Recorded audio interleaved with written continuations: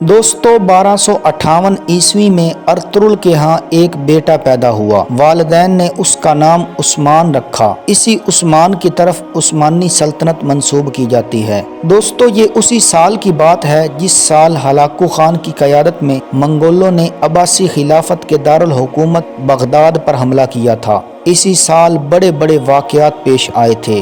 مسلمانوں نے بڑی بڑی مصیبتیں دیکھی۔ منگول جب شہر کی طرف پلٹے، مرد، عورتیں، بچے، بوڑھے، جوان، ادھیڑ عمر، الغرض جو بھی ملا اسے قتل کرتے گئے۔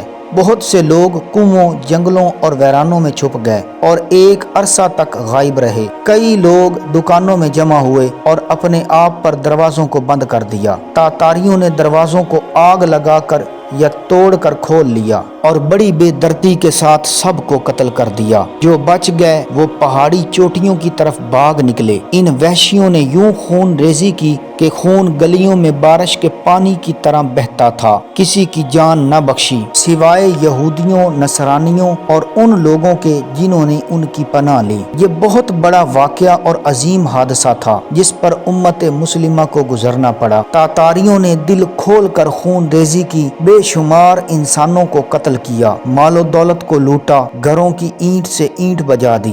ان مشکل حالات میں جب کہ امت مسلمہ مختلف گروہوں میں بٹ چکی تھی، کائی قبیلے کے اندر ایک فرزند عثمان پیدا ہوا۔ دوستو کیونکہ جب اللہ تبارک و تعالی کسی چیز کا ارادہ فرماتا ہے تو اس کے لیے اسباب پیدا فرما دیتا ہے۔ دولت عثمانیہ کے تسلط کی کہانی عظیم قائد عثمان کے ظہور کے ساتھ ہی شروع ہوئی، جو اسی سال پیدا ہوا جس سال بغداد میں عباسی خلافت کا خاتمہ ہوا۔ عثمان غازی جو کائی قبیلے کے فرزند اور ارطغرل غازی کے بیٹے تھے، اپنے اوصاف اور خوبیوں میں اپنے والد سے بڑھ کر ثابت ہوئے۔ آپ میں شجاعت، قیادت، عدل و انصاف جیسی تمام خوبیاں موجود تھیں۔ 1281 تک اپنے والد کے زیر سایہ کافی جنگوں میں شرکت کی، پھر اپنے والد کی وفات کے بعد امیر مقرر ہوئے۔ سلطان عثمان کے ہاتھ اقتدار آتے ہی انہوں نے بازنطینی عیسائی سلطنت کے سرحدی علاقوں کو فتح کرنا شروع کیا۔ بازنطینی علاقوں پر حملہ کرنے کا سبب یہ تھا کہ وہ عثمان کے علاقے کے بالکل ساتھ تھی۔ شروع میں عثمان غازی کی کارروائیاں دفاعی طور پر تھیں۔ بازنطینی قلعہ دار سلجوقی سلطنت کے سرحدی علاقوں پر حملے کرتے تھے اور سلجوقی سلطان کے نائب کی حیثیت سے عثمان کو ان سے جنگ کرنا پڑتی تھی، لیکن وہ کبھی جنگ نہ ہارا۔ عثمان غازی کی پہلی بڑی فتح کراجہ حصار قلعہ کی فتح تھی۔ عثمان نے کراجہ حصار قلعے کا محاصرہ کر لیا اور جلد ہی اس بازنطینی قلعے کو فتح کر لیا۔ اسے فتح کرنے کے بعد عثمان نے بازنطینیوں کو اچھی خاصی تنبیہ کر دی کہ ان کا مقابلہ آسان حریف سے نہیں ہے۔ سلجوقی سلطان اس فتح سے بہت خوش ہوا اور اس نے عثمان کو کراجہ حصار اور اس کے ارد گرد کا تمام علاقہ جو عثمان نے بزور شمشیر حاصل کیا تھا، عثمان کو جاگیر میں دے دیا۔ عثمان کو اس علاقے میں اپنا سکہ جاری کرنے کی اجازت دے دی۔ یوں بادشاہی کے تمام لوازمات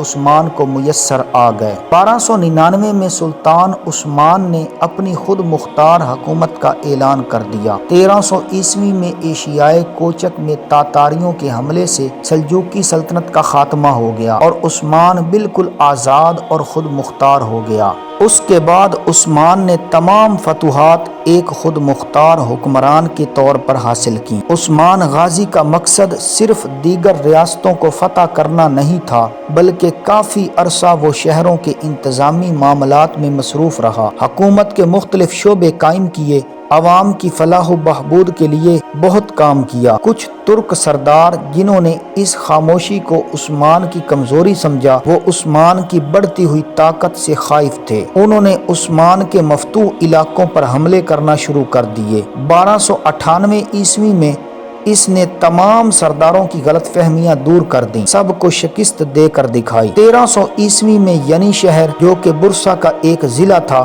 اسے فتح کر کے اپنی سلطنت کا دارالحکومت بنایا۔ 1301 عیسوی میں سلطان عثمان نے بازنطینی شہنشاہ کی بڑی فوج کو کاراجہ حصار کے مقام پر عبرتناک شکست دی۔ 6 سال کے اندر اندر عثمان بازنطینی قلعوں کو فتح کرتا ہوا بحر اسود تک پہنچ گیا۔ برسا، نائسیا اور نائکومیڈیا کے ارد گرد کے تمام علاقے فتح ہو گئے۔ ان حالات کو دیکھتے ہوئے بازنطینی شہنشاہ نے تاتاریوں کو اکسایا کہ وہ عثمان پر حملہ کریں۔ تاتاریوں نے عثمان کے مفتوح علاقوں پر حملہ کیا۔ اس بار عثمان نے اپنے بیٹے اورحان کو تاتاریوں کا مقابلہ کرنے بھیجا۔ اورحان نے تاتاریوں کو شکست دی۔ یوں بازنطینیوں سمیت سلطان عثمان کے سب دشمنوں کی امیدوں پر پانی پھر گیا۔ 1317 عیسوی میں سلطان عثمان غازی نے ایک نہایت اہم شہر برسا کا محاصرہ کیا۔ یہ محاصرہ طول پکڑ گیا، یہاں تک کہ 6 سال بعد اسی محاصرے کے دوران 1323 عیسوی میں سلطان عثمان کی وفات ہوئی۔ انہوں نے مرتے وقت اپنے بیٹے اورحان کو اپنا جانشین مقرر کیا۔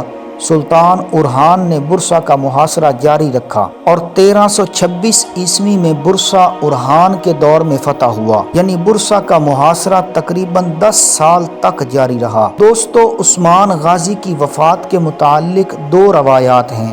1323 یا 1324 میں سلطان عثمان کی وفات ہوئی۔ بعض روایات کے مطابق برسا کی فتح کے وقت وہ بستر مرگ پر تھے۔ برسا فتح ہونے کے بعد ان کی وفات ہوئی۔ مرنے سے پہلے انہوں نے اپنے بیٹے اورحان کو طویل نصیحت کی، لوگوں میں عدل و انصاف کی تلقین کی۔ سلطان عثمان کی قبر برسا ترکی میں موجود ہے۔ دوستو، عثمان غازی جب لڑکپن میں تھا تو اس وقت کے ایک مشہور ترک عالم اور پر اثر صوفی شیخ ادابالی ہوا کرتے تھے۔ شیخ ادابالی عثمان کے والد ارطغرل کے پرانے دوست بھی تھے۔ عثمان کی دینی تربیت میں شیخ ادابالی کا بھی بڑا ہاتھ تھا۔ اس کے علاوہ عثمان کئی بار شیخ کا مہمان بھی بنا۔ ایک مرتبہ عثمان نے شیخ کی بیٹی کو دیکھا اور دیکھتے ہی ان کو اپنے لیے منتخب کر لیا اور شیخ کو شادی کا پیغام بھیجا، لیکن شیخ ادابالی چونکہ درویشانہ زندگی کو پسند فرماتے تھے تو انہوں نے عثمان سے اپنی بیٹی کی شادی کا انکار کر دیا۔ ایک رات عثمان شیخ ادابالی کی درگاہ میں سویا ہوا تھا تو اس نے ایک خواب دیکھا۔ اس نے دیکھا کہ ایک چاند شیخ ادابالی کے سینے سے نکلا اور رفتہ رفتہ وہ بدر کا چاند بنا اور عثمان کے سینے میں پیوست ہو گیا۔ پھر عثمان کے پہلو سے ایک درخت نمودار ہوا جو بڑھتا ہی چلا گیا، یہاں تک کہ اس کی شاخیں آدھی زمین پر پھیل گئیں۔ اس درخت کی جڑوں سے دنیا کے 4 بڑے دریا بہہ رہے تھے اور اس درخت کی شاخیں 4 بڑے پہاڑوں کو سنبھالے ہوئے تھیں۔ درخت کے پتے تلواروں سے مشابہ تھے۔ اچانک ایک تیز ہوا چلی اور درخت کے پتے ایک بر اعظم کی طرف ہو گئے۔ وہ بر اعظم ایک انگوٹھی کی طرح دکھائی دیتا تھا۔ عثمان اس انگوٹھی کو پہننا ہی چاہتا تھا کہ اس کی آنکھ کھل گئی۔ عثمان نے یہ خواب شیخ ادابالی کو سنایا۔ خواب سننے کے بعد شیخ نے فوراً اپنی بیٹی کا نکاح عثمان سے کر دیا۔ اب یہاں تاریخ میں پھر سے اختلاف پیدا ہوتا ہے۔ کچھ کے مطابق شیخ کی بیٹی ملعون خاتون تھی اور انہی سے اورحان پیدا ہوا۔ کچھ کے مطابق وہ عثمان کی دوسری بیوی رابعہ بالا خاتون تھی، جن سے ان کا دوسرا بیٹا علاؤالدین پیدا ہوا، اور مال خاتون کے والد عمر سردار تھے۔ بہرحال اس خواب سے سبھی متفق ہیں۔ یہ خواب عثمان ڈریم کے نام سے جانا جاتا ہے، جو خدا کی طرف سے سلطنت عثمانیہ کا خدائی اشارہ تھا۔ دوستو، سلطان عثمان غازی میں وہ سب اوصاف پائے جاتے تھے جو ایک بانی کے لیے ضروری ہیں۔ آپ کی ہمت اور بہادری غیر معمولی تھی۔ جنگ میں خود اس طرح جذبے سے لڑتے تھے کہ سپاہیوں میں نئی روح پھونک دیتے تھے۔ آپ کا عدل و انصاف بہت مشہور ہے۔ آپ نے اپنی ذاتی دولت بھی کبھی جمع نہیں کی، اپنے حصے کا مال غنیمت میں بانٹ دیتے تھے۔ آپ کی وفات کے بعد آپ کے مکان میں سے کوئی سونا رقم وغیرہ نہیں ملی، صرف ایک کفتان، ایک نمکدان، ایک سوتی امامہ، لکڑی کا چمچ اور چند عربی گھوڑے ملے۔ البتہ ان کی ایک تلوار جو کہ شیخ ادب علی نے ہی دی تھی وہ آج بھی موجود ہے۔ عثمان غازی کی یہ تلوار ان کے بعد آنے والے ہر سلطان کو دی جاتی تھی اور اس تقریب میں دعا کی جاتی تھی کہ اللہ آپ میں بھی عثمان جیسی خوبیاں پیدا کرے۔